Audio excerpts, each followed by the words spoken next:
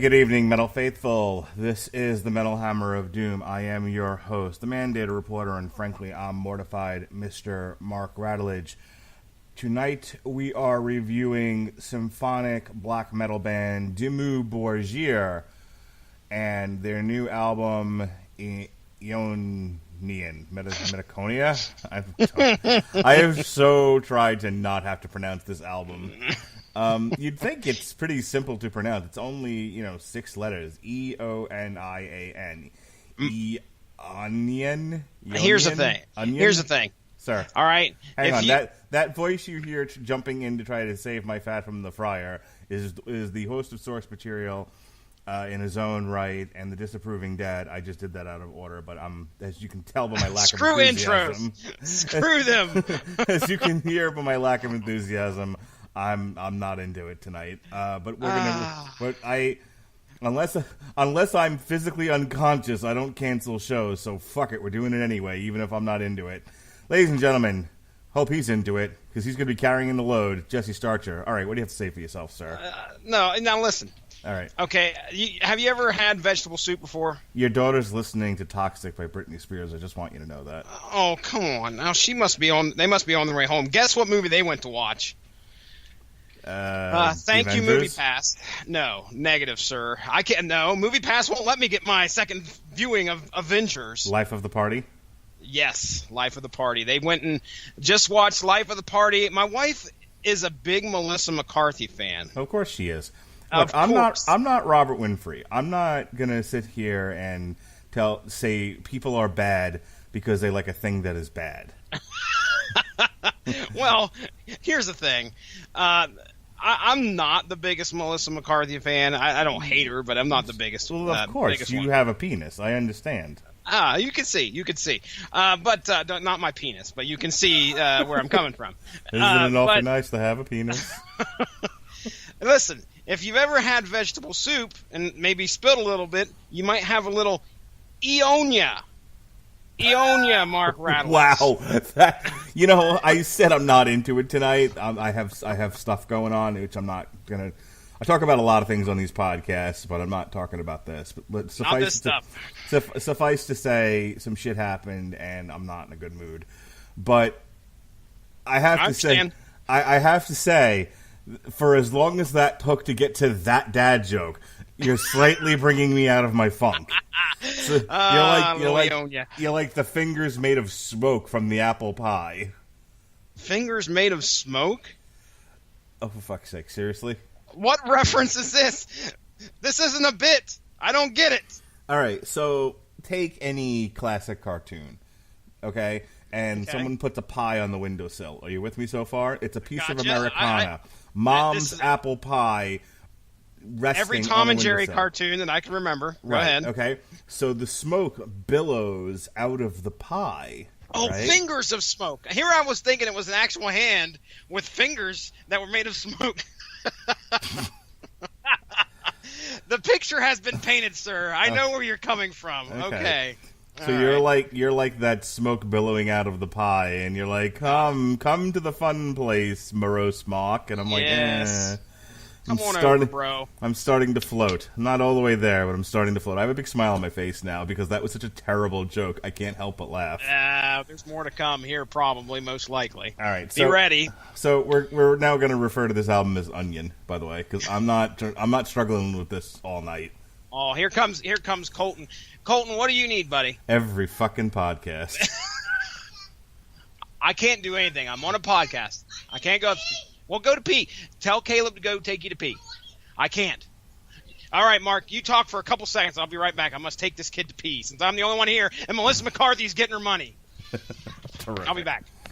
All right, so I have been listening to Dimmu Borgir for many, many years now. They do a really, really great cover of a Twisted Sister song, if I remember correctly, that I like a lot. So, Dimmu Borgir is a Norwegian symphonic black metal band from Oslo, Norway. Bagels. Pardon? Is this one of Jesse's children? Bagels.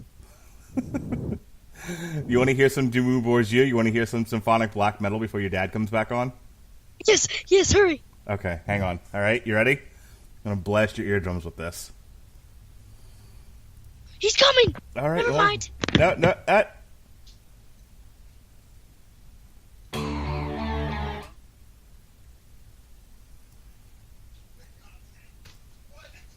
think your kid ran away from me. All right. Anyway. Okay. Are you now? Come down here and do Yeah, something. he goes face. Okay. I said, "Hey kid, you want to hear some symphonic black metal?" And he was like, "Yeah." And then he saw you and ran away, and he didn't get to hear anything. Yeah, I'm babysitting tonight. Well, I say babysitting. Don't crucify me. But what I mean is the kids are hanging out with me. I was going to say, it's not babysitting when they're... I learned this from Yes. Roseanne tonight. They're not babysitting when they're your kids. It's a term that is used, okay? It's all right. You can use the term and people understand where you're coming from. Okay, so as I was saying, as I read from the Wikipedia, Dimmu Borgir is a Norwegian symphonic black metal band from Oslo, Norway, formed in 1993. The name is derived from Dimmu Borgir, a volcanic formation in Iceland, the name of which means dock cities or dark castle or fortress in Icelandic, Faroese and Old Norse. I'm sure Okay. I'm not pronouncing all this right. The Banana has been through numerous lineup changes over the years. Guitarists Silenos and vocalist Shagrith are the only original members who still remain, with guitarist Galder being a long-standing member. So, as far as Onion goes, it's the 1, 2, 3, 4, 5, 6, 7, 8, 9, 10th album. Their first album was For All Tid. Came out in 1995. The ones that I'm familiar with are Death Cult Armageddon from 2003, Puritanical Euphoric Misanthropia from 2001, and Spiritual Black Dimensions from 1999. Kind of before and after that, I'm not as familiar. I was talking about, they do a cover of Burn in Hell. That's the name of it. Have you ever heard Burn in Hell before? No. Are you familiar with the song by Twisted Sister, Burn in Hell? I bet you if I've heard it, I'll probably be like, okay, yeah, I remember that song, but not off the top of my head. All right, well, let's go ahead just for shits and giggles, and then we'll get into the album. Sorry, my Spotify's being really slow tonight. Let's go ahead and bring that up really quick. Let me ask you a question. Do you even know, have you heard much Twisted Sister outside of We're Not Gonna Take It? Just out of curiosity? A little bit, maybe. Well, you got the song that the Goofy Goober song's based off of. What not the are actual, you talking not the about? actual Goofy Goober song, but I Want to Rock. Okay. Okay, so have you ever watched SpongeBob the movie? No, my son. Number one. I bought it for my son, but I have not deigned to watch it. Have any of the kids been into SpongeBob? My son is. I don't know if my daughter is as much. For the longest time, there was no SpongeBob allowed in the house. Why? Oh, don't tell me you had some kind of a right-wing agenda against it or something. Wait a minute. Why does it have to be right wing? What the hell, man? I want to teach my kid values. I just felt. I think my wife and I both felt that as your mileage may vary, but as an adult, how funny you think SpongeBob is. It's certainly not meant for. It's certainly not meant for adults. It's meant for kids. But So just as an aside, I am trying to reset my Spotify because it's taking way too long. and even shutting it. Yeah, Spotify not responding. God, wonderful. Damn That's you. wonderful. Yeah, so we're force quit that shit, and we're gonna restart it, and hopefully it starts, responding. I think part of the problem is that there was an update, and I never did the update, so things aren't running the way they're Please supposed respond, Spotify. We might have to send you some archaic correspondence. Oh, boom! That's on the album, ladies and gentlemen. to. Well done. Anyway, so yeah, we just didn't feel like it was necessary for our kids to watch SpongeBob. It is a little too out there, a little too. I don't know if it's necessary for the kids to watch this. I mean, like I found out about it like 20 years ago. That's how long SpongeBob's been around, by the way. Because my friend's kid was watching it, and she's like 18 now. Wow. Yeah, it has been around for definitely a while. I mean, I can remember when Kira was born. I think they were on like season 4, so that was 2005, maybe even season 5 at that point. But anyway, so that would have made it come out in like 2000. Yeah, it's close. It's close to 20 years, man. You're right. Do the kids don't watch Family Guy with you, right? You mentioned Family Guy an awful lot. They have watched reruns of Family Guy, yes. SpongeBob is clearly a better cartoon for kids to watch than Family Guy. I would not let the kids watch Family Guy without us being around, and I am okay with them watching SpongeBob. Mindy Starcher, how was Melissa McCarthy? She says it's fantastic, ladies and gentlemen. Go get your tickets now and watch. What was the name of the movie again? Life of the Party. Life of the Party. Yeah, it's basically a back to school with Rodney Dangerfield, only it's Melissa McCarthy. Gotcha. My wife loves it. You want to watch Tammy now? She's never watched Tammy, and she's hated me for it. Has she seen the one with her, with Michelle McCarthy and what's her face? Damn it, I'm losing everything. My memory, Everything my is words.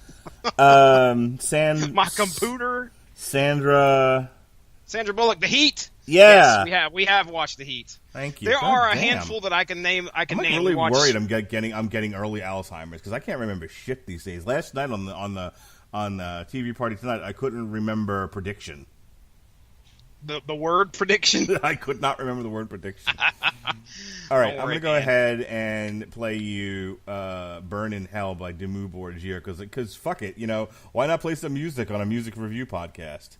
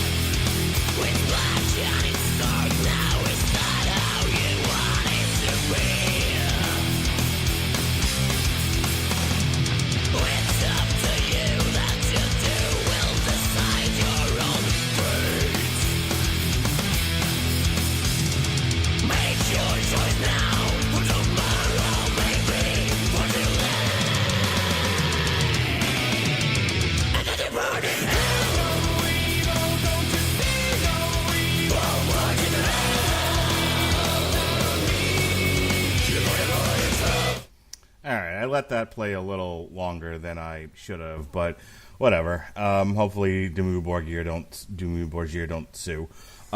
Anyway, it's that was from Puritanical Euphoric Misanthropy. What'd you think of that, Jess? Yeah, I recognize that song. Was that in Pee-wee's Big Adventure?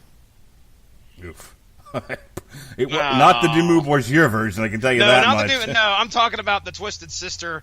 There's a point where they do this montage as they're, well, I say montage. It's a chase scene throughout the back lot of like Universal Studios or whatever, and they keep going through, like they go through a monster movie, they go through something else, and then they end up on the set of a Twisted Sister video, and I swear this is the song that is being played. What? Maybe now I actually remember that scene, and it was either that or, you know what?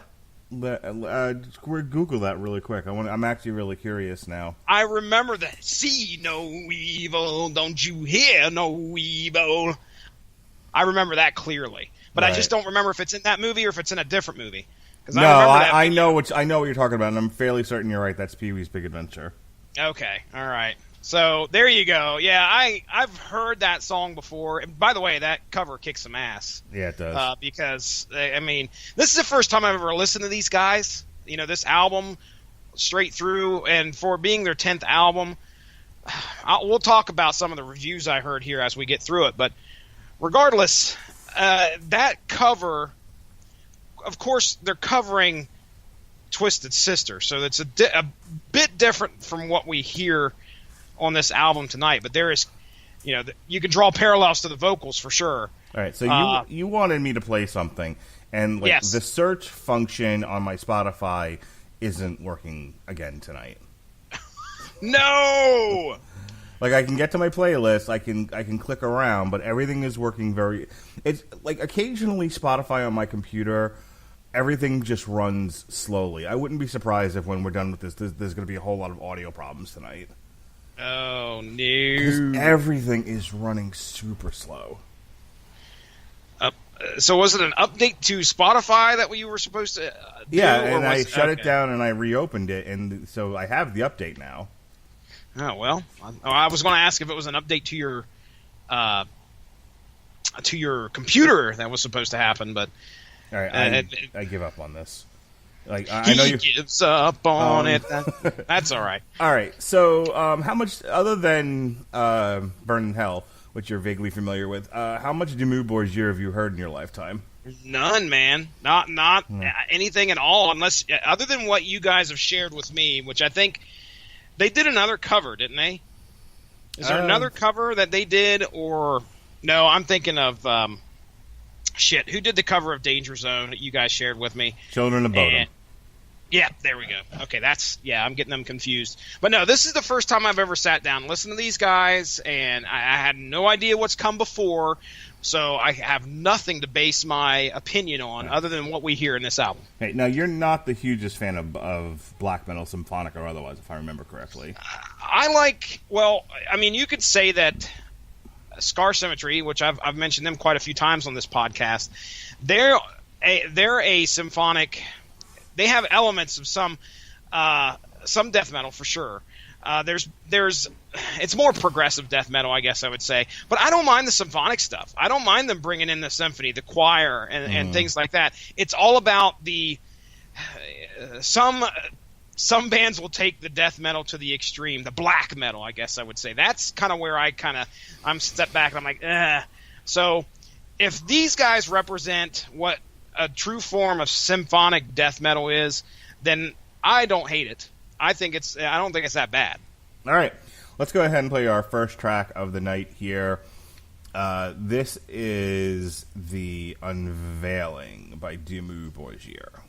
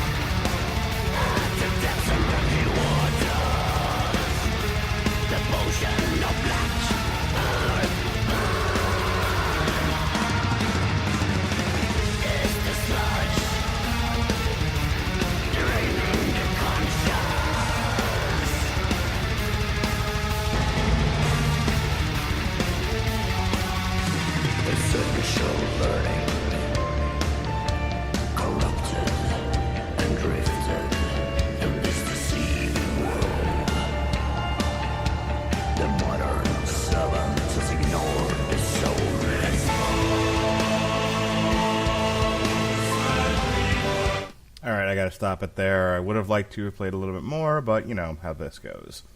All right, Jesse, what did you think of that first track? It's almost 6 minutes long, that track. We played a little, about half-ish of it.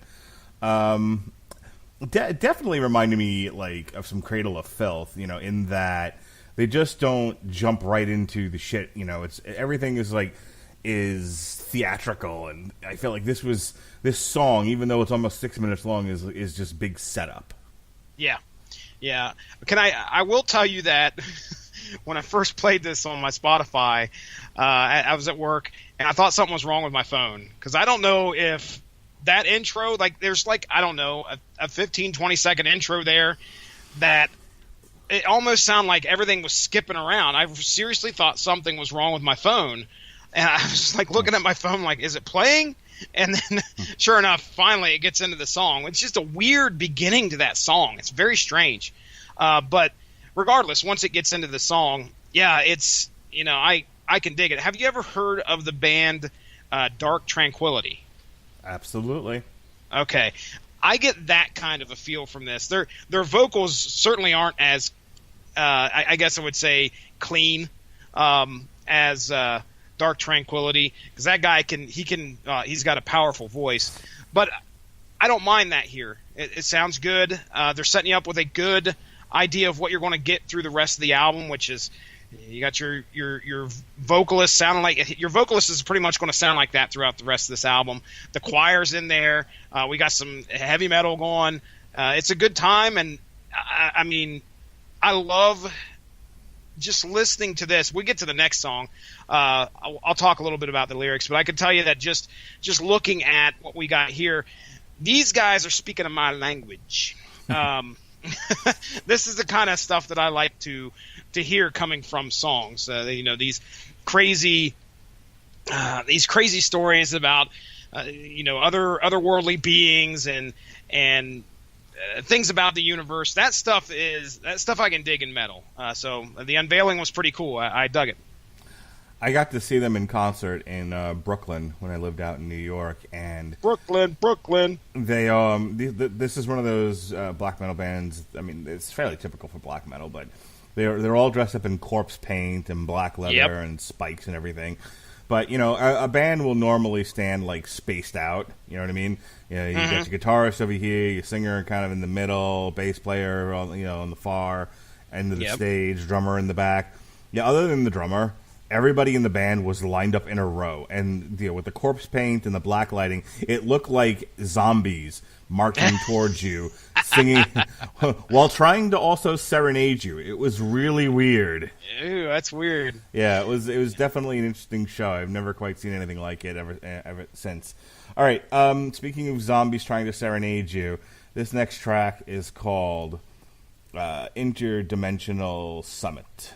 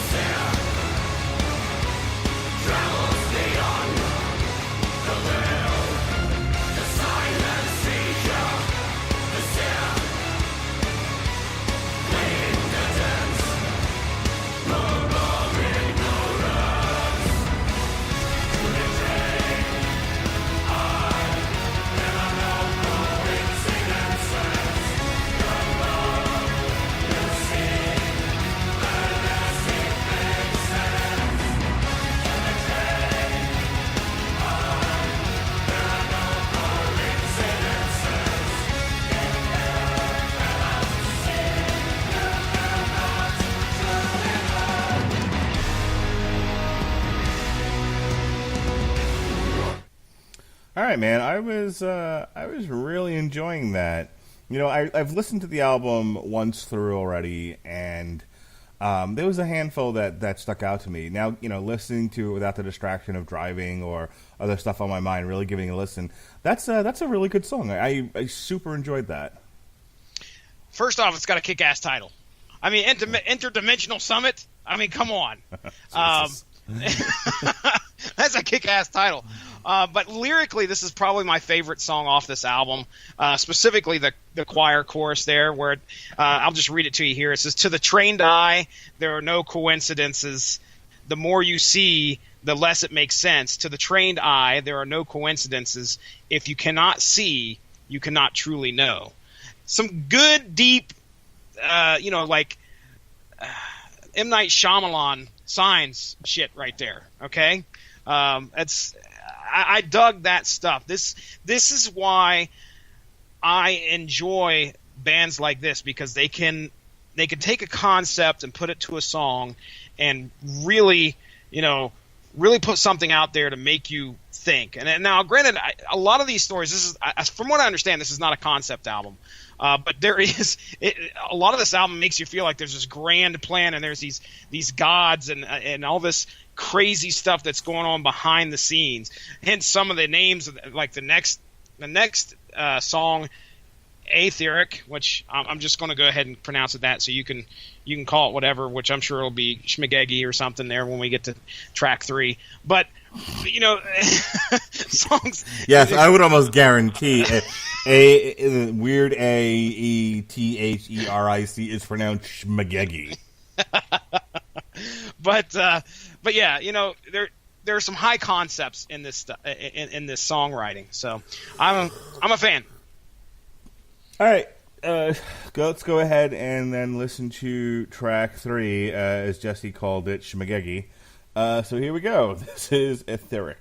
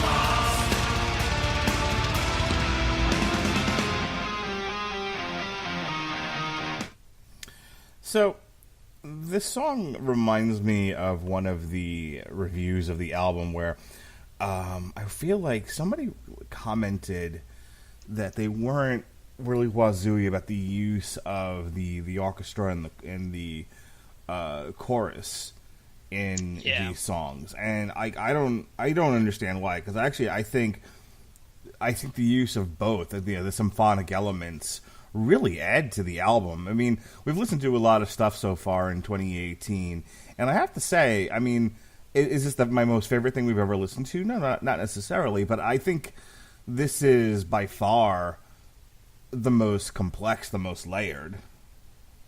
Yeah, I saw the same criticism. That was kind of echoed through a couple reviews that I listened to, where they were saying that the use of the choir was overdone. Like they had too much of it. And let me read this. Axel Rosenberg of Metal Sucks gave the album 2 out of 5 stars, mentioning that yes, Dimmu are a symphonic band, but while Death Cult Armageddon used the symphony to paint soaring visions of the apocalypse and northern winds ripping your face off, Onion seems content to use it as a go-to gimmick that does nothing for the atmosphere of the album other than corrode it. What the hell, man? Yeah, see, this is where I think a lot of, my inexperience with what's come before gives me the opportunity to say, okay, yeah, that guy has a valid point, or, okay, no. I can tell you that it doesn't bug me. I'm not bothered by this, but that might be because this is the first time I've listened to these guys. Mm-hmm. If they come out and, last few albums, remember, there's an 8-year gap between this album and the previous album. And if their sound was a lot more kick-ass, and then all of a sudden we come to this, and it's like the overuse of the choir is just something that kind of dulls their sound, I could understand being upset. But again, to me, it's not taking the enjoyment of this album out of, it's not taking the enjoyment out of this album for me. So say what you will, but, this, yeah, you said layered. Absolutely. Because you have so much going on in this song and all these songs. This is a good heavy one, by the way. It's not one of the ones that really sticks out in my opinion. We're about to get to that. But this is one of the ones that, again, it's nothing that goes, okay, that doesn't make me want to turn the album off or turn this song or skip it in any way. So I want to finish reading this. He said, the same dude, this Axel fella, Axel Rosenberg. Not Axl Rose. No. He then cited the album as too happy and said that if he wanted happy, he would go watch The Wiggles. Here's something I do agree with, though. Wait a second now. So this poor shit is so upset that a Dimmu Borgir album made him feel happy. He'd rather feel dead inside? All right, whatever, man. Yeah, first of all, I don't get happy out of this. Yeah, no. But Abrahadabra occasionally felt over-egged. Inonian is a masterclass in fine details and finesse. Yeah, I would go along with that. That seems about right. All right, so this is the second single from this album. It's probably the best song we're going to hear tonight. It's my favorite off this album. I hope it's yours, too. This is Council of Wolves and Snakes.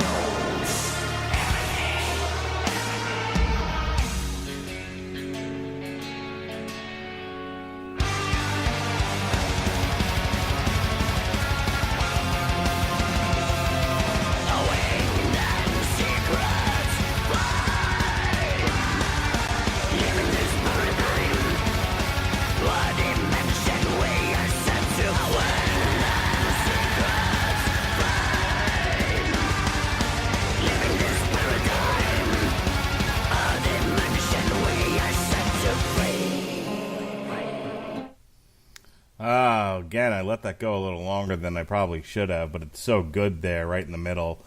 Council of Wolves and Snakes, that had a deep groove to it.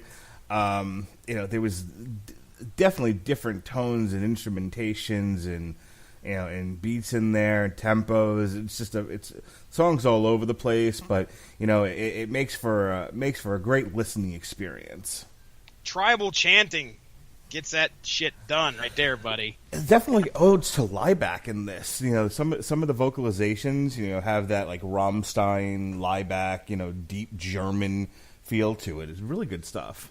Yeah, when I sent you the picture, on our messenger, I was like, "This fucking song. This is the first song I sent you guys," and you're like, "I can't see the picture of what you just shared because all I put was the picture," and I said, "This is, this one's really good." And you're like, "If it's not Council of Wolves and Snakes, you're right, or if it is Council of Wolves and Snakes, you're right." And I was like, "Fucking A, right, it is." This is the song that really stood out to me first. And then Jesse and I, like girls, yelled out, "That's my jam!" I cannot wait till we cover the Skindred album. It annoys me that I have to wait like forever to review it because other stuff has to come first. But yeah, that's going to be a podcast where I'm pretty sure all we're going to yell is "That's my jam" over and over again. I will tell you right now, this album I just figured out.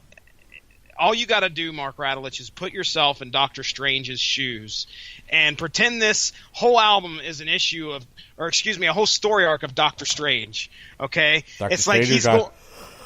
Excuse me, Doctor Strange or Doctor Doom? No, this is definitely Doctor Strange. Doctor Doom would be nice. Doctor Metal Hammer of Doom. But no, Doctor Strange, like going to different planes of existence. I mean, fuck, dude. If each one of these albums was like some dude. Each one of these songs was some dude that he ran into, and that is what this mystical guy said. Like part of this song right here, as pawns in this secret game, no one knows nothing. Yet in the realm of sacred play, everyone knows everything. And then you see like 10 arms come up out of this guy's body. It's fucking crazy. I need some aspiring artist out there to draw me a picture of Doctor Doom choking a horse, and. That's going to be our title card. And it needs to say Dr. Metal Hammer of Doom. And Dr. Doom saying, "Come here, horsey." So many other little things would be going on in the background. Just all sorts of throwbacks. There'd be a nickel laying on the ground, and a filthy pig. Yes, wonderful. All right, let's get on to our next track here, the Empyrean Phoenix, for your listening pleasure.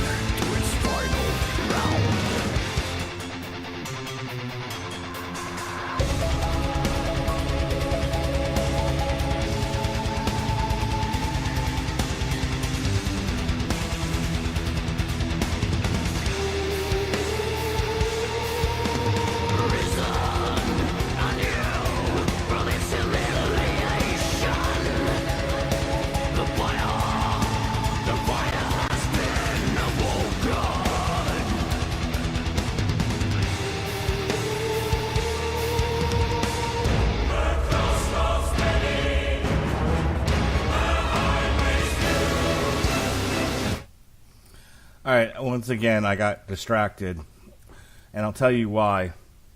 Because your daughter is listening to "Girlfriend" by Avril Lavigne, and it made me think. One of my more fond memories that I have is my wife actually turning me on to that song.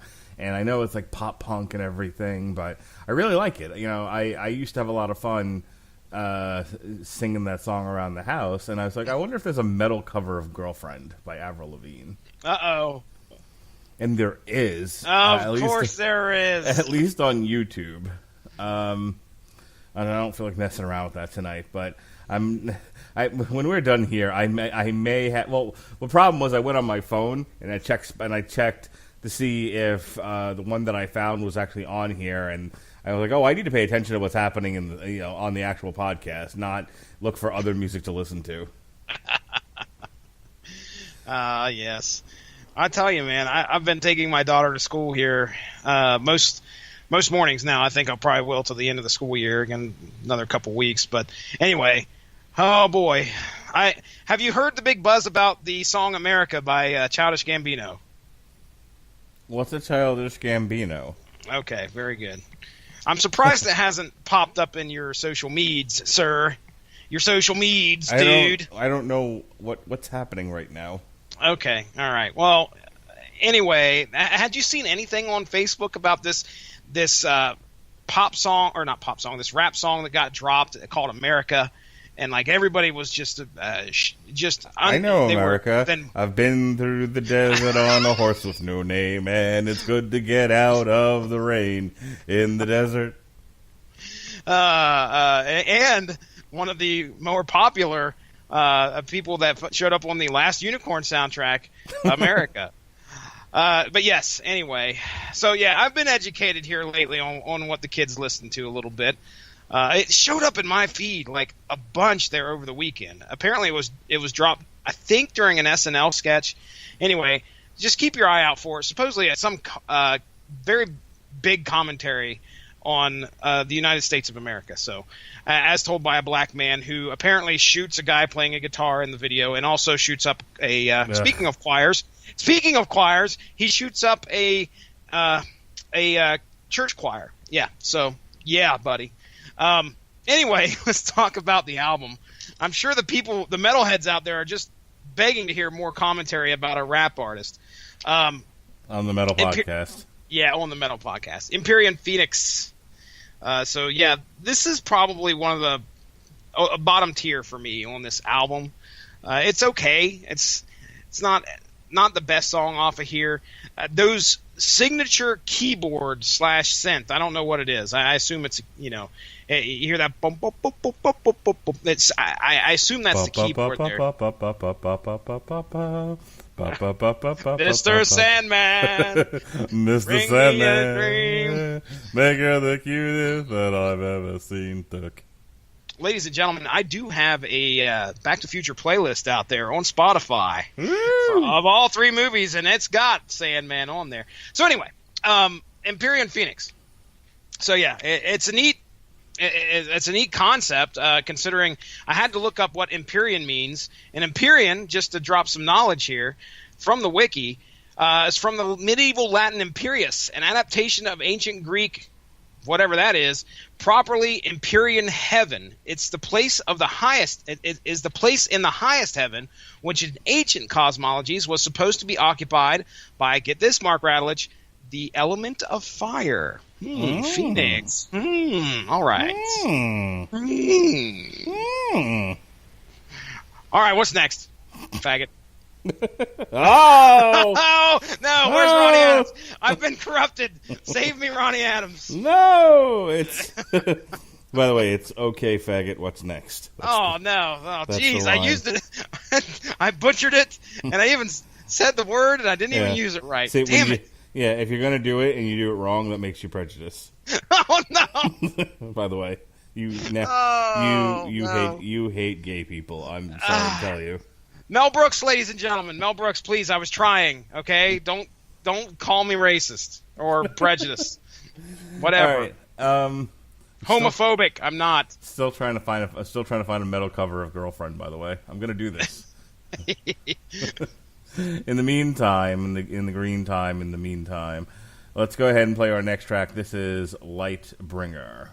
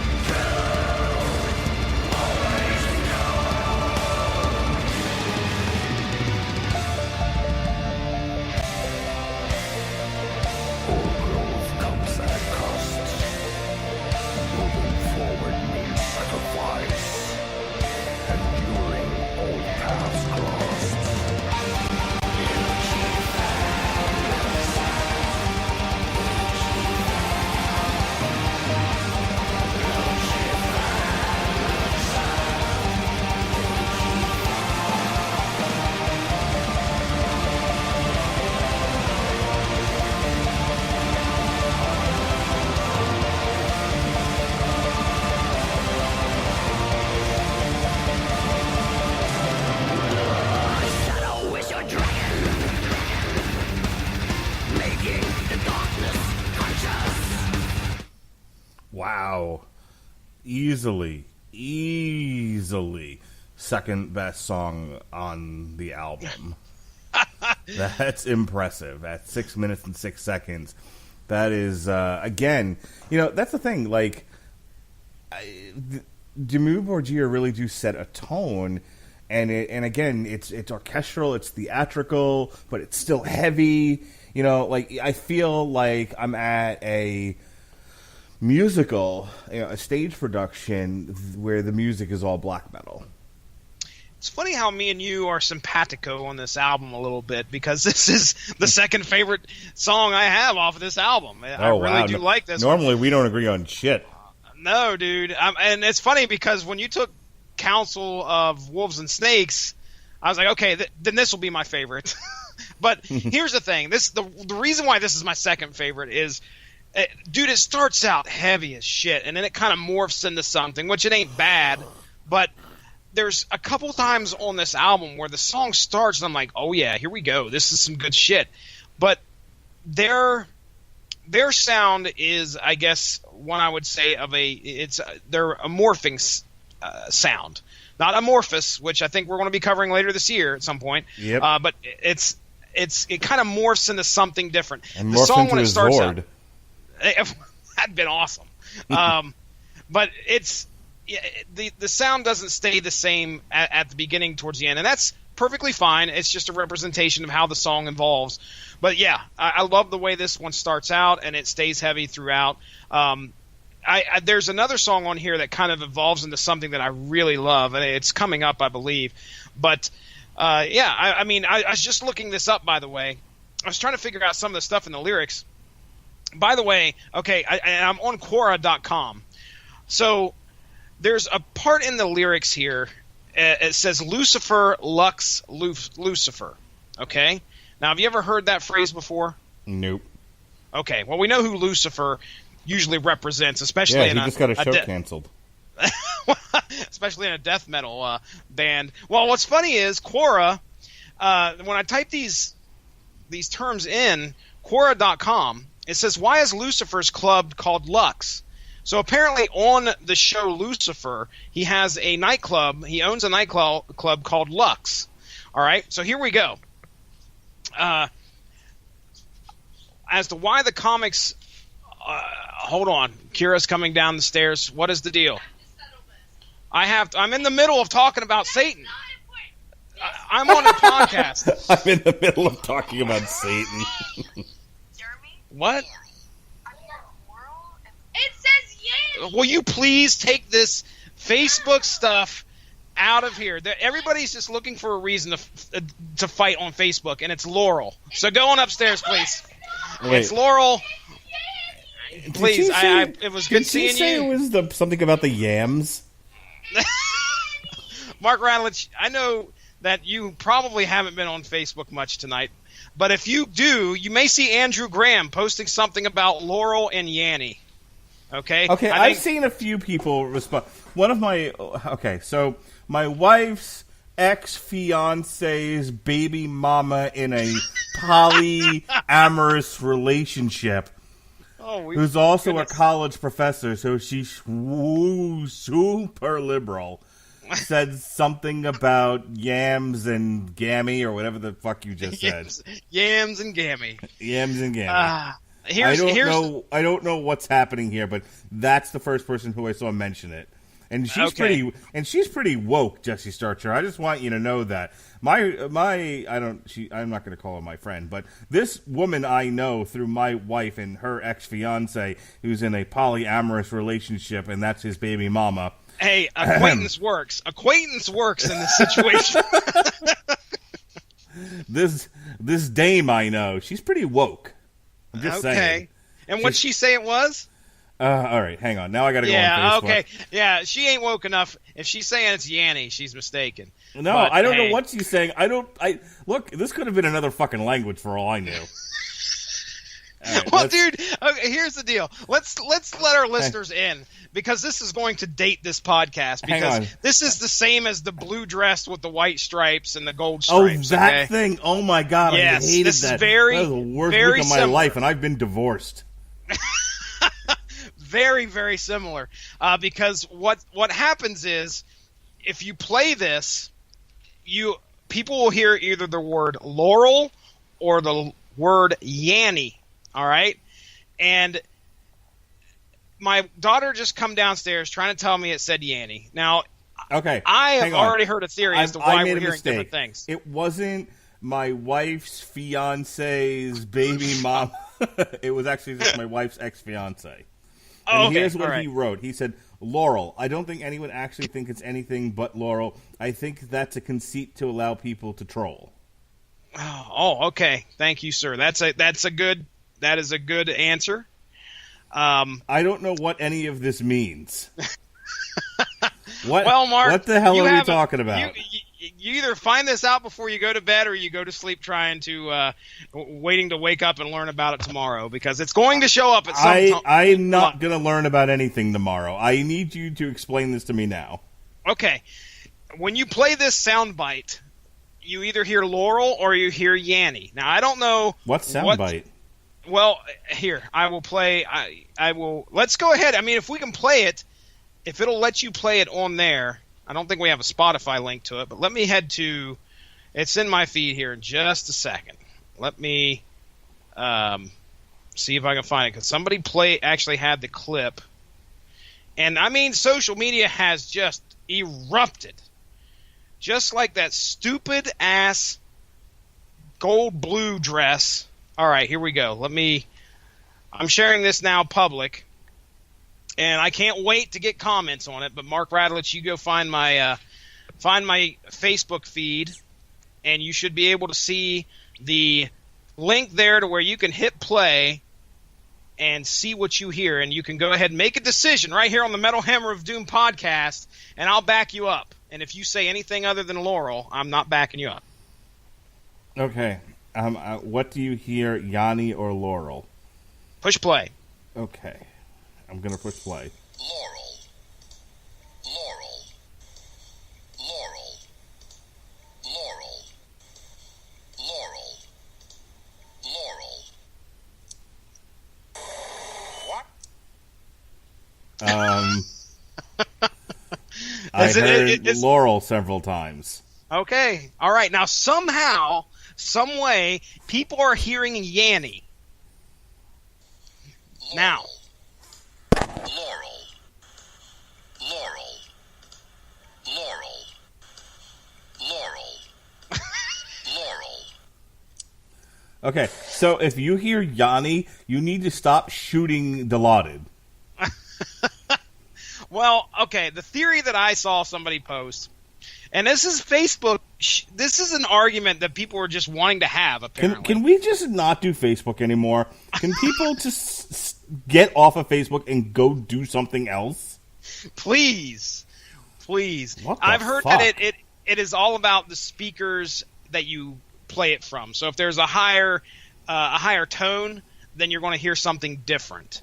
Why did if this it's a lower even tone, start?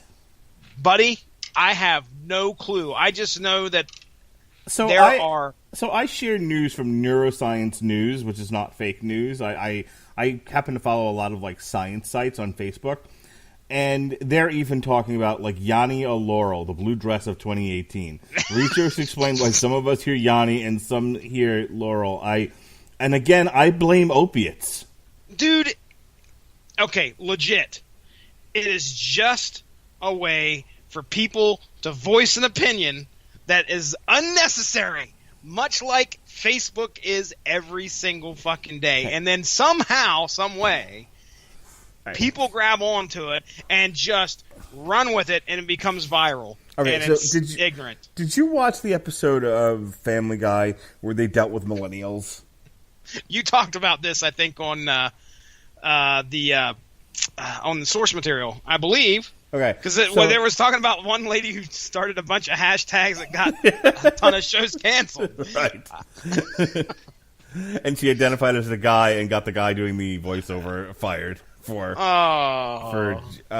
gender bullying her.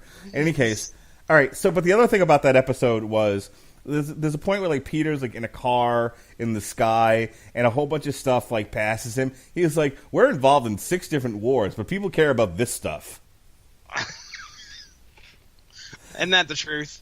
Isn't that the truth? What was it? What we were talking like a couple of weeks ago on the Source Material podcast about, what would it take for people to really like unite and do something about the inherent evil, of our corrupt government? And I said a draft. Oh man! Do you remember this conversation? This was on source material. It was either source. I think it was. I think it was. I know I was talking to you vaguely and recall it. Ronnie, so that's probably source material. Or I do remember the draft coming up. Yes, and then because then all of a sudden people are involved. Right. Right. Yeah. Oh, no. We were talking about? It was the Ministry podcast. Oh yes. 10,000 dislikes. One of the biggest viewed Metal Hammer of Dooms, I believe, on the YouTube network. I actually went onto your YouTube channel today just to kind of see and gauge how some of our shows were doing compared. Dude, you have that fucking MMA video that you put together of Brock Lesnar and whatever is fuck nuts. It's got a shit ton of views. Yeah, it does. I was like, wow, dude. And then I was looking at, it's a sharp drop-off after about video number 4. We're in the hundreds. And then we're in single digits, like two pages down. So Yes. We're still working on it. We're still toiling in obscurity, especially on YouTube. That's okay. Something's going to work one of these days. MMA is where it's at, apparently. Yeah. Well, you know what's funny? One of the comments on that was, like, use video instead of pictures, dick. Like, all right, take it easy. I was experimenting. He felt betrayed. He come there to watch the video, right. Asshole. Yeah, and this was years ago. I mean, this is when Brock Lesnar was, like, actively fighting in MMA and was fighting what's his fuck nuts? Shane Carwin. So that gives you an idea of how long ago this was. I definitely did not have video capture technology on my computer at that time. Just to let you know, my aunt has chimed in and said she hears Laurel. Okay, I'm glad we get a vote. We are getting a vote here, ladies and gentlemen. Can we go back 20 minutes to when your daughter decided to interrupt the podcast with this? I mean, come on. I was talking about Satan. Of all things, to interrupt me with Yanni and Laurel, I'm talking about Satan. All right, so why did she come down the stairs? Why do your children feel the... My children are asleep right now and have been since 8 o'clock. Why do yours feel the need to interrupt Mine came the down podcast? here to play that damn thing for me and told me to settle the argument between her and the wife. I said, it's Laurel. Now go back upstairs. So I've settled the argument. Go back upstairs and tell him it's Satan is what it's saying. Do you not hear Satan over and over again? It says delete your Twitter. delete your Facebook, faggot. Please. So I gotta tell you, speaking of faggot, I gotta tell you a story real quick, and then we'll get back to the music. Oh my! This whole segment has been way too long, but that's okay. So I had to go evaluate somebody the other day, and what had happened was he wrote a request to speak with somebody about the canteen that he never received. Now, do you know what canteen is? A canteen is like a little thing that holds liquid? Yes, but that's not what the term means in jails and prisons. Oh, well then. Okay. Please educate me, sir. I have no idea. Canteen is a catch-all term for extraneous items that you can buy from the canteen store. Oh, okay. So, let's say you don't want to eat the meal served in the cafeteria. You can go to the canteen store and you can buy cup of noodle soup. Okay? Gotcha. You can buy honey buns, you can buy candy bars, cookies, etc. Now, you can also buy, other items like pencils and, paper to write letters, should you enjoy that sort of thing, batteries, whatever. Whatever you need to kind of, get through your day in the jail or the prison, you can get from the canteen store if you have money. You understand? Yep, I got you. All right. So this guy ordered a bag of canteen. I'm sure it was nothing but cookies, Fritos, and honey buns. And he hadn't gotten it yet. So he doesn't speak. He can speak some English, but he can't write in English. So he has somebody write for him. Now, you're familiar with the phrase, I'm so hungry I could eat a horse? Yes, sir. Okay. Some interpret it as horse, some say it's house. Some say it's Yanni, some say it's Laurel. Oh, shit. Either way, it's whatever. So, but we all know that when someone says, I'm so hungry I could eat a horse, or I could eat a house, they aren't literally saying they're going to eat a horse, come eat a horsey. Okay? They are exaggerating for dramatic purpose. That's right. So he dictated the complaint form. And he had this guy write it for him. And the guy, instead of writing what he meant, wrote literally what he said. So the complaint read, I have not gotten my bag of canteen, and I'm so hungry I could eat someone. Oh, no. Stop playing with my emotions, you fucking homos. Now, my favorite part of it was referring to the deputies as you fucking homos. And as soon as I saw that, I wouldn't stop referring to any deputy, including the sergeant, as you fucking homos. Because I could get away with it for at least 5 minutes, and I used that 5 minutes wisely as I could. Oh, you damn straight. So... yeah, for a good 5-10 minutes there, they're like, hey, did you evaluate so-and-so? I'm like, I certainly did, you fucking homos. And all they could do was laugh. But, everybody else understood what was happening, and despite the fact that I had to give the guy, like, a legit evaluation, I was like, yeah, no, he was fine. He was just saying that he's hungry. And I had to, I had to ask, like, one of the sergeant, like, why would this even come to me? Like, you guys couldn't figure out that he was being facetious? And he was like, yeah, one of my deputies is a cyborg. Oh, jeez. I'm like, okay, then, got it. Human emotion escapes him. Yeah, Understood. I would be so concerned. I could eat a person. He was concerned that he was going to be accountable and eat somebody. Wow. And in cases where somebody may hurt themselves or somebody else, and certainly eating someone would hurt someone else. This man needs evaluated. I had to evaluate him to see if he needed to be put in isolation. All right, speaking of isolation, this is... and Satan and Laurel and Hardy and everything else. This is I Am Sovereign.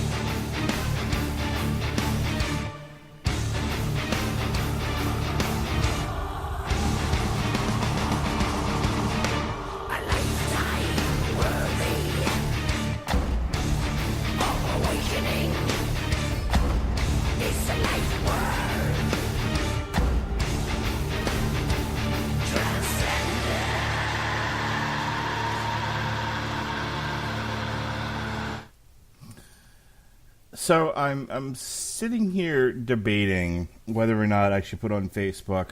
Just got hip to the Yanni Laurel debate, and I want to punch myself in the throat. Hashtag delete Facebook. Hashtag Laurel. Hashtag Laurel. No, hashtag delete Facebook. and I'm honestly struggling with whether or not I should post that. Oh. Because I know there are people who will be like, well, you know, who commentary, sir. They will have extensive commentary as to why 10,000 dislikes. Yes. Oh my goodness. But that's I honestly, like, now that you've told me what this is, and I'm hip to something that's, you know, like, now on social media, I honestly just want to punch myself in the eyes. Yeah, because all you will see now is references to that bullshit. But I don't want to be a part of this. That's the problem. Too bad. Now you are. Congratulations. Yeah, it's your fault, Starcher. No, you fucking asked. I was perfectly well off just moving forward. No, I'll blame my daughter. How's there that? We go. I'm good with that. Damn millennial. Damn it, kid. Go listen to your Avril Lavigne and fucking I'm not even sure she is a millennial, though. I think she might actually be outside the range. What year was Kira born? 2005. All right, millennials. Just turned 13. Hang on, millennial age range. Millennials. Hold on. Just real quick, before we move on to the next song, I want to just say that this song, I Am Sovereign, morphed into something that I really, really liked. We were just kind of getting into it, which is fine. I mean, I understand we got the limitations of what we can play, but I'll tell you right now, it's almost like sometimes when you hit a 6 minute 48-second song like we do here, it's two songs kind of mashed together, that's great, but it turns into something that I really like. So that's my comments on it. All right, so millennials, otherwise known as Generation Y, says there are no precise dates for when this cohort starts or ends. Demographers and researchers typically use the early 1980s as starting birth years and the mid-90s to early 2000s as ending birth years. And she was For born millennials? Yeah. 2005? So maybe. Oh, man. But if that's not the case, I wonder what she would be considered. I don't know what it'd be pretty nascent, whatever it is. It'd be nascent. But I found this also. Millennials, a person reaching young adulthood in the early 21st century. It's about right. I'd say we're still early 21st century, maybe. Stretching it. You tell that millennial to lay off this podcast. Let me talk about Satan. Can we talk about Satan in peace? Jesus Christ. I come down to the dungeon for one reason and one reason only, to talk about Satan. Hell fucking Satan. Remember an hour ago when I was in a bad mood? All right. Let's go ahead. And speaking of millennials, this next song is called Archaic Correspondence. Here we go.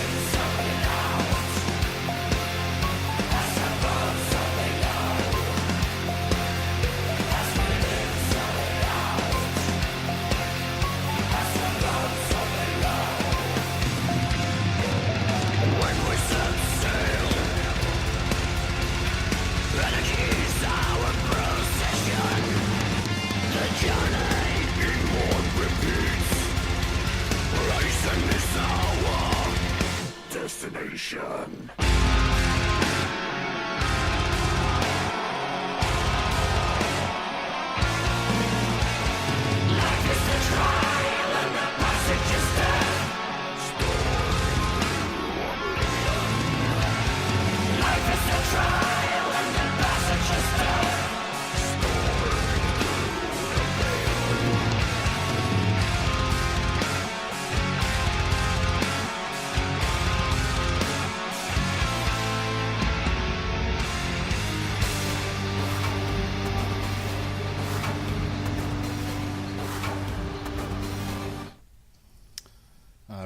All right.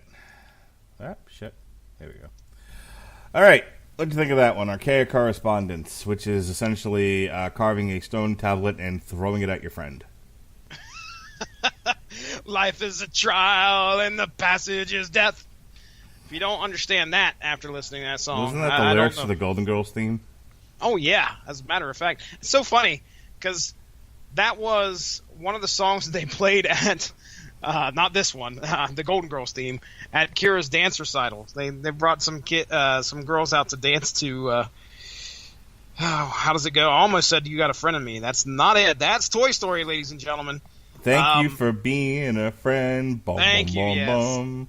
Travel around the road and back again. Your heart is true. You're a pal and a comfort home. And if you threw a Did party... you say... I'm not going to... What? What'd I do? Nothing. I think you may have got a misheard lyric. possibly, or I have a misheard lyric. Did you think I said Laurel? Yeah, as a matter of fact. As a matter of fact. And if you threw a party, invited everyone you knew, you would see the biggest gift would be from me, and the card attached would say Yanni. All right.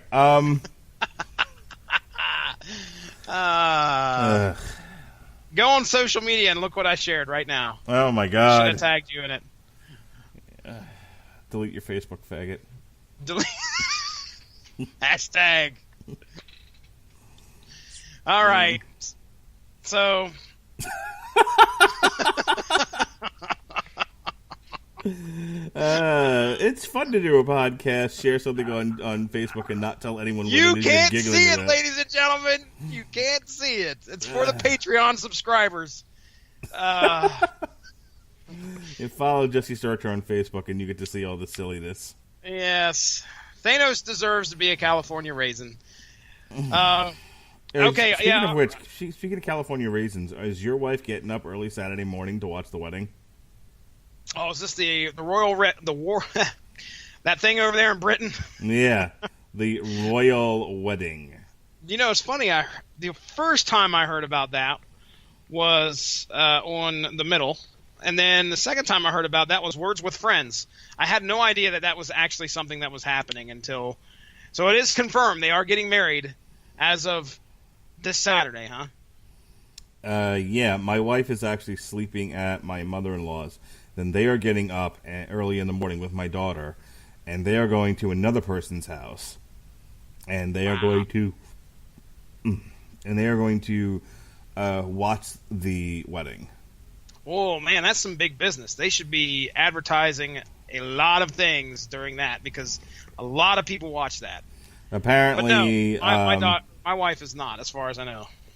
Apparently, they're gonna have high tea and watch the wedding because they're all Francophiles. I think it's Francophiles if you're into Britain. Tea and biscuits or crumpets? Probably biscuits. Francophiles? Francophiles. I'm looking that up right now. Nope, that's not spelled right. It's not skankophile. What's a skankophile? It's somebody that's really into skanks. I'm a skankophile. I'll be honest with you. Woo! I like my women on a trashy side. Spankophile. What are you doing over there? The guy was Okay, a no, I fucked this spankophile. up. It's people who have a strong affinity toward the French.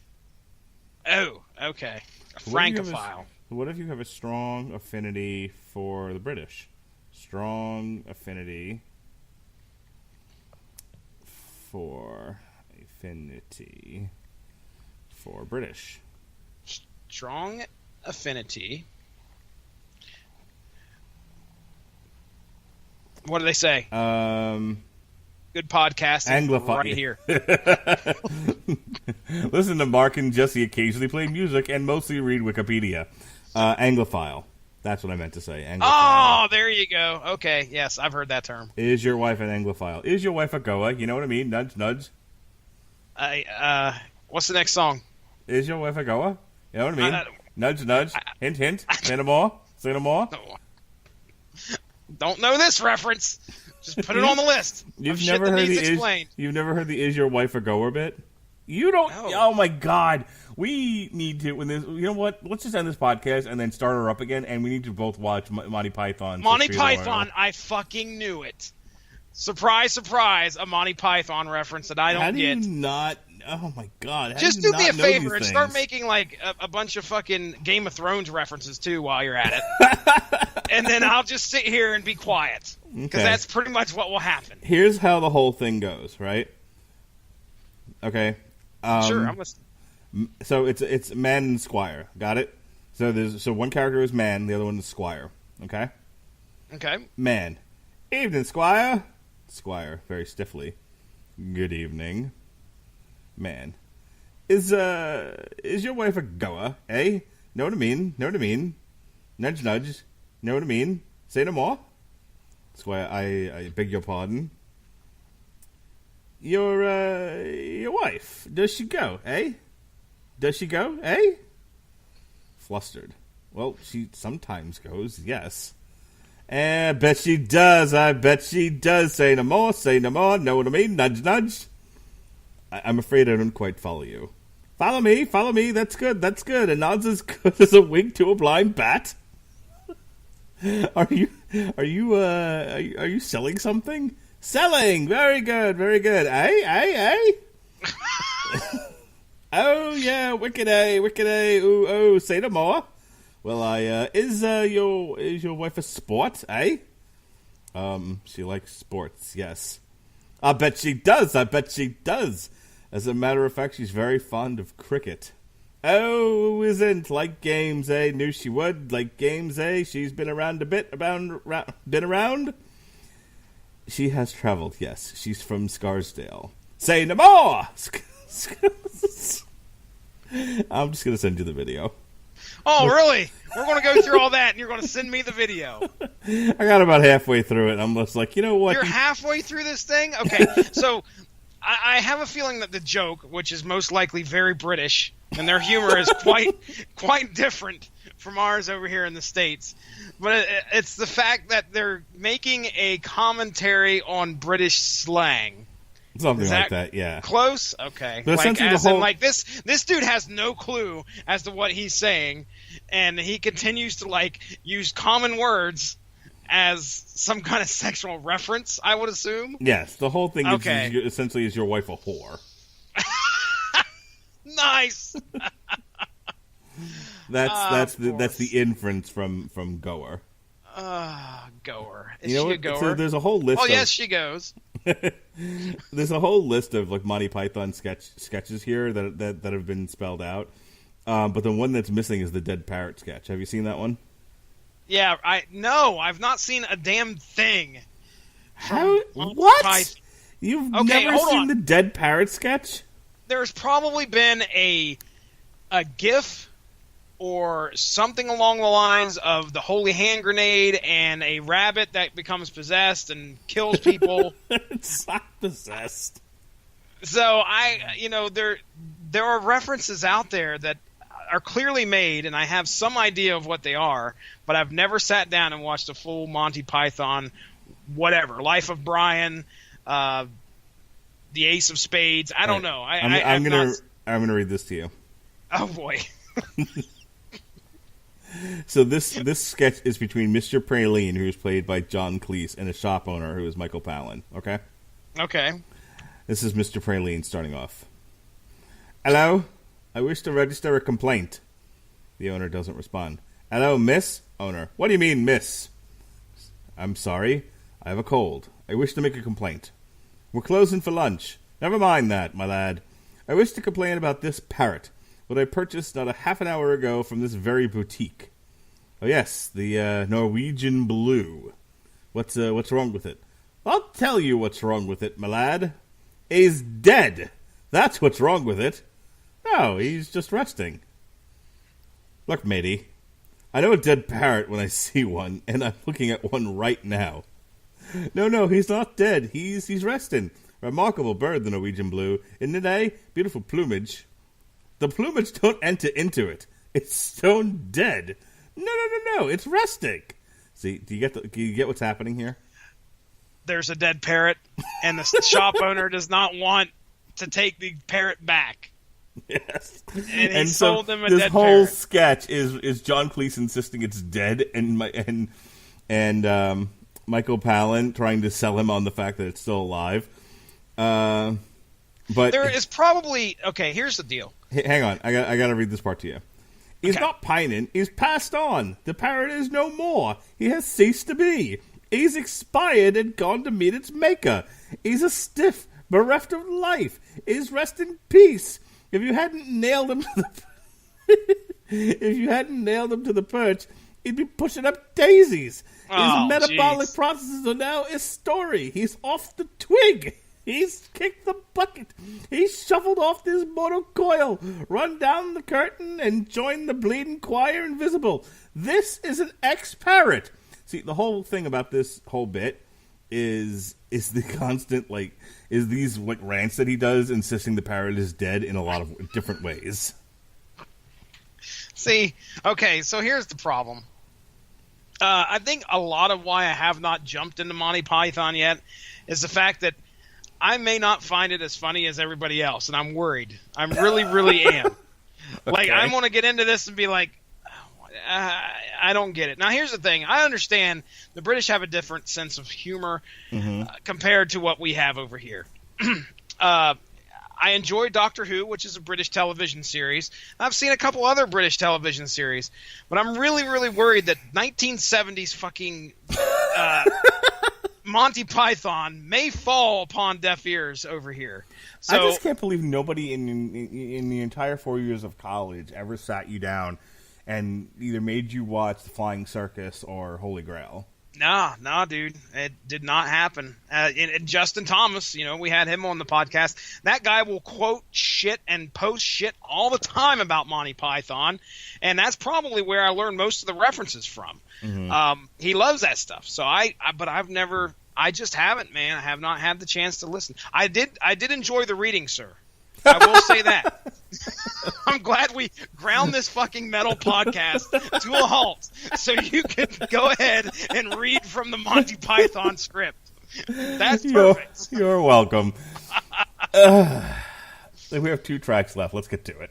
Get to it. All right. Let's get to it before we blew it. Here it is, folks. This is Alpha Ion Omega.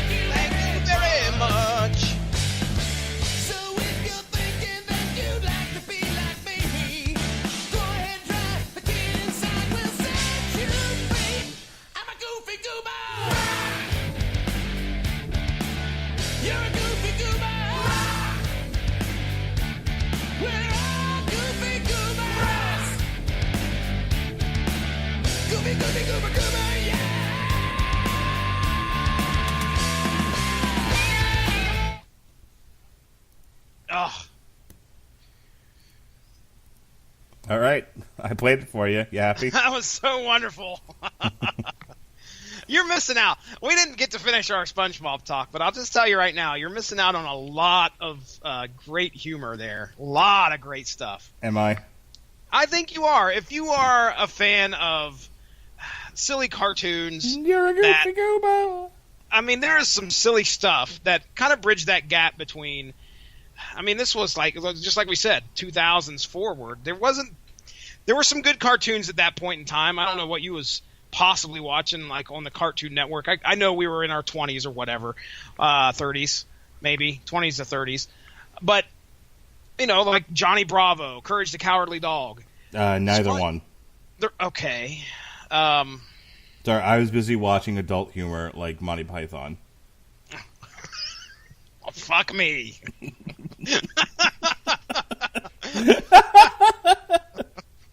Well, I'll tell you right now, you should absolutely let Jonas watch. I would hope that Jonas and Lily both make let him tons watch of SpongeBob references that you don't get. I let him watch SpongeBob. You'll feel like you're in my... All right, okay. take it the fuck easy. I let him watch SpongeBob. I just don't watch it. I don't know what the fuck any of that shit is. You're missing out on so much. So much. Schmitty Werbenman Jensen. You're missing out on...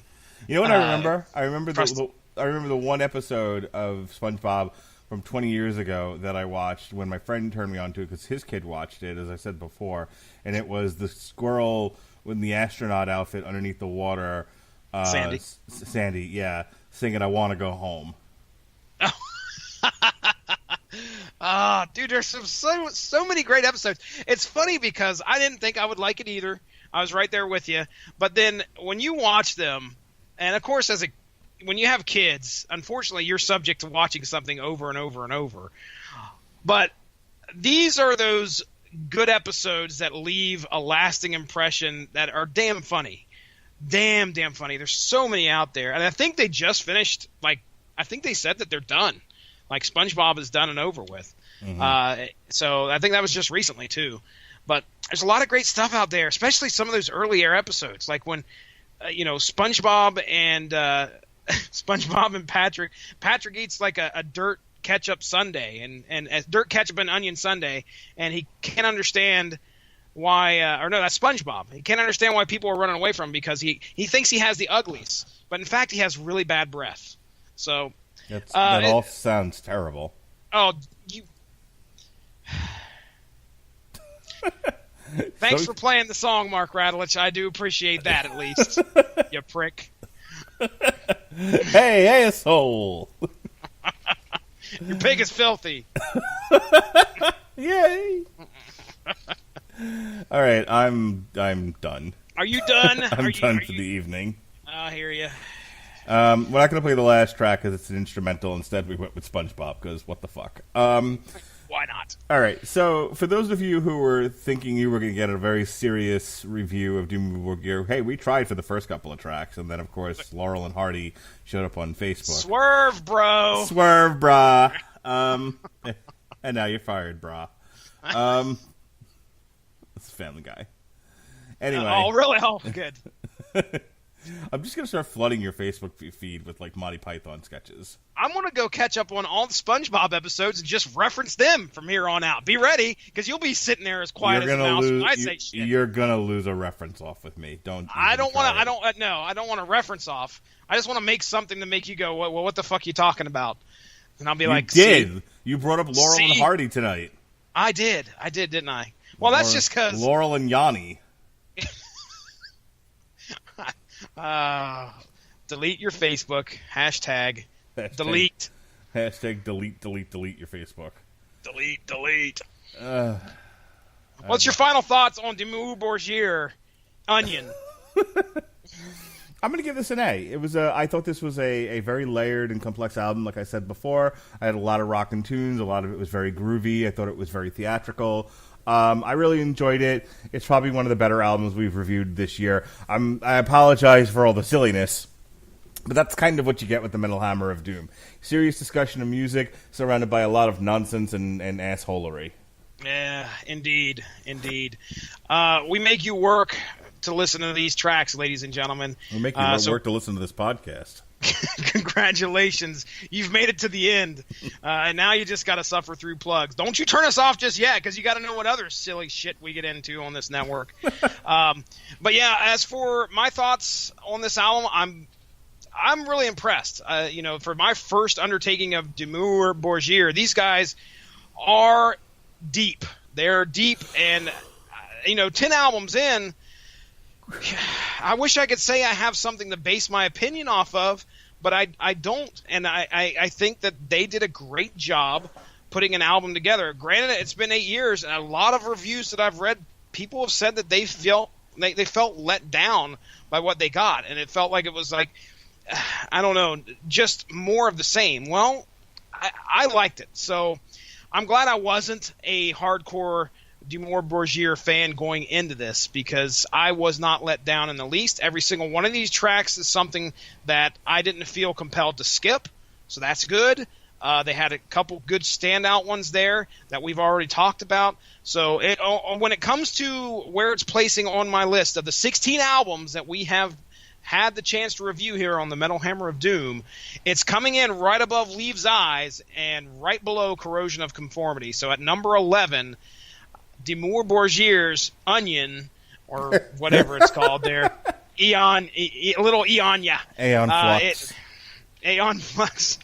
It has made its mark on me, and I've been going through and listening to a few of the top albums here, and when we get towards the end of the year, I know we've got 7 months before we hit that, but I may be doing a little bit of an adjustment, because I've been listening to a couple other albums that I think maybe moved up a little bit here on the list.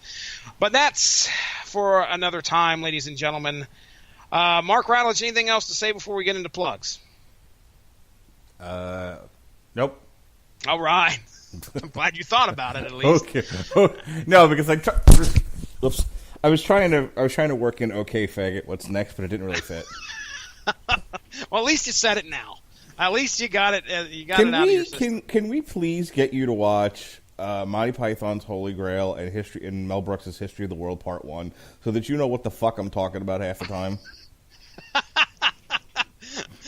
Can we please just get this done? Like you are just meeting someone brand new, and you're like, okay, look, you want to know me? Here you go. Here's 2 movies. This is half my life right here. This is half. What you come out of my mouth. The Trinity. If you really want to get to know Mark Radulich, and you wonder what 3 movies will I need to watch to truly understand the way your mind works, there are 3 movies.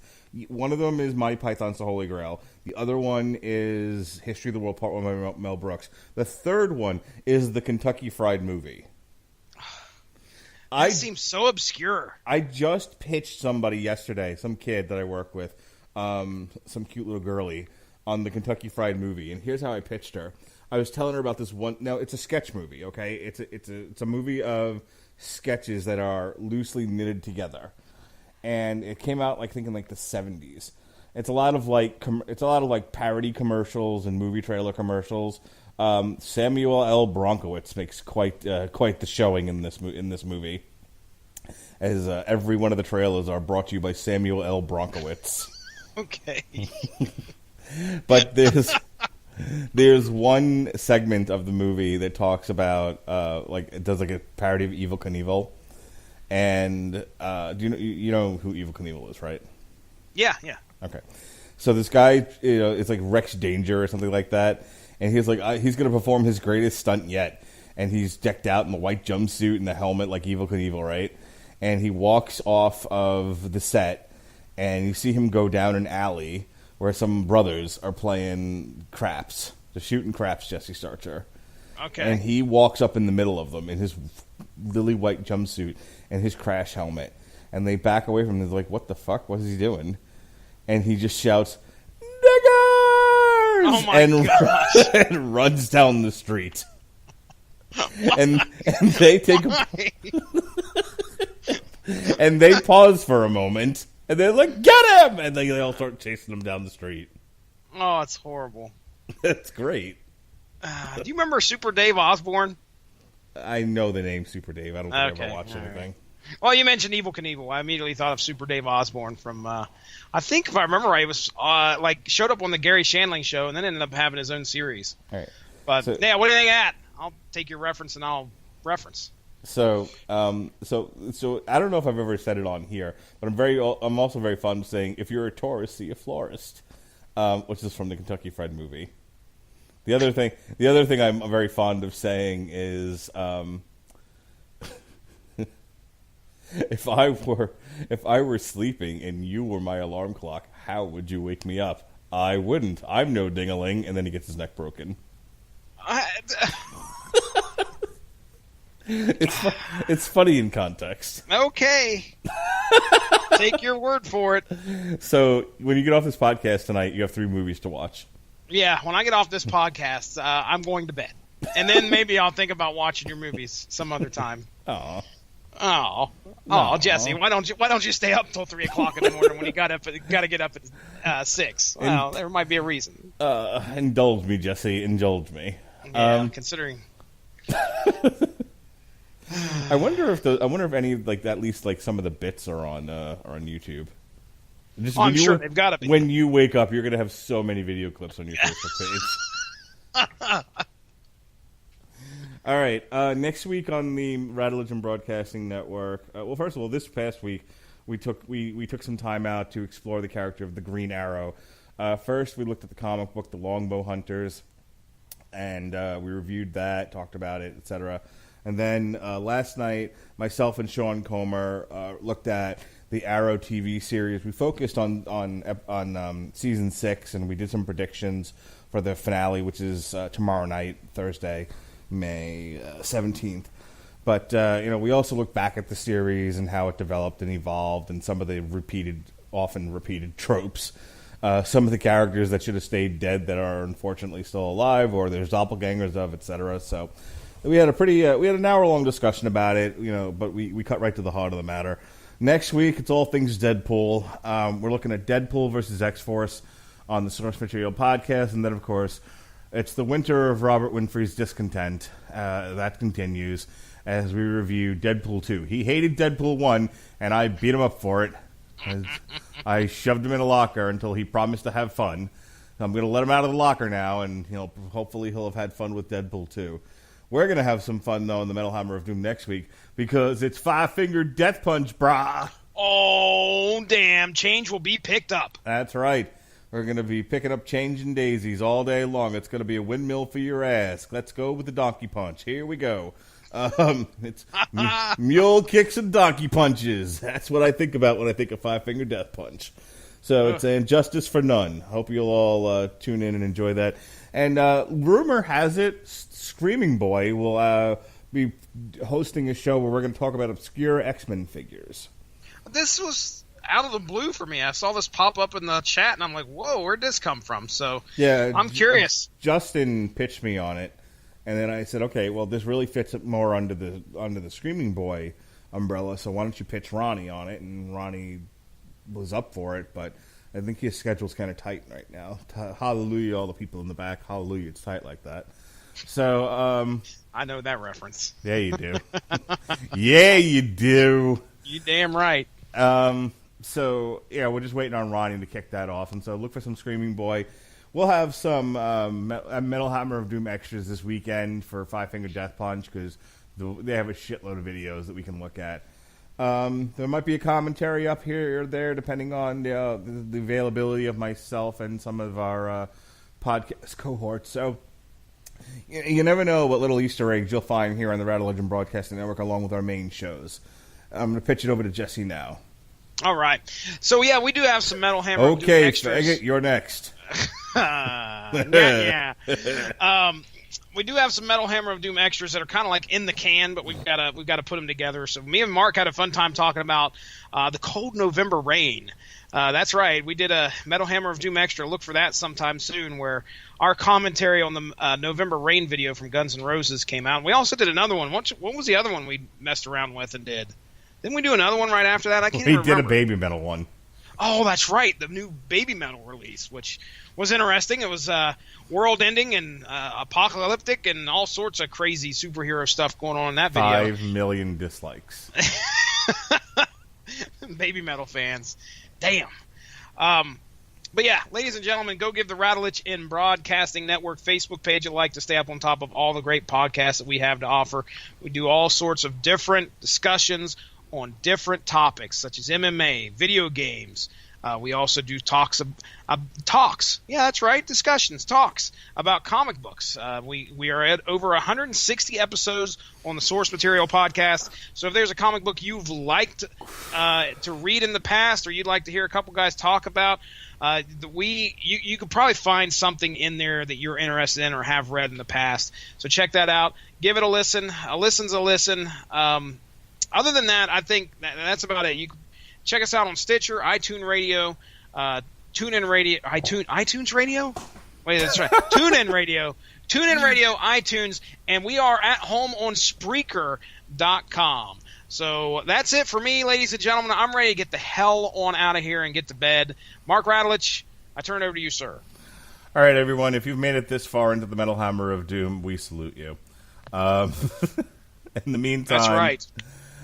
For Jesse Starcher, the disapproving dad and the host of Source Material in his own right, It's Laurel.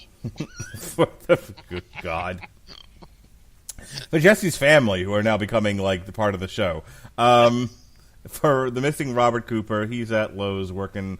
He's a working man. That Robert Cooper. I'm your mandated reporter, Mr. Mark Radulich. This has been the Metal Hammer of Doom. Be well, be safe, and behave. Wrong one. God damn it.